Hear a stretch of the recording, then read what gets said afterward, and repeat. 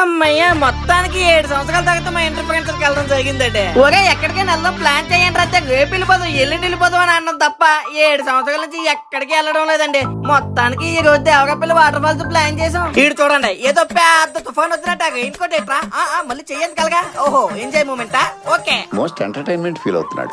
ఇటు చూడండి 50,000కి సెకండ్ హ్యాండ్ లో స్కూటీ కొన్నాడు కాదు కానీ ఏదో పెద్ద 46 రైడర్ లా ఫీల్ అయిపోతాడు. ఒక తీర్థాల్లో 30 రూపాయలు కళ్ళద్దాలు కొన్నా కాదు కానీ చంపుకు తినేస్తాను మమ్మల్ని. మా ఇంటర్ అయ్యాక మేము అందరం ఒకటే అనుకున్నామండి, దేనికి పనికిరామని. కానీ అలాంటి టైంలోనే ఇదిగో బండి తోలుతాడు చూసాగా, ఈడే రవిగాడు ఆర్మీ జాబ్ కొట్టాడండి. నిజంగా అప్పట్లో మా అందరికి ప్రౌడ్ మూమెంట్ అండి. అలా వెళ్తుండగా కొత్త వలసలో మా ఇంకో ఫ్రెండ్ భాస్కర్ రావుని కలడం జరిగిందండి. మనోళ్ళు ఆకలేస్తుందంటే ఒక బిర్యానీ పాయింట్ దగ్గర అయితే ఆగడం జరిగిందండి. To be continued water falls ప్రయాణం అండి. Please subscribe my channel.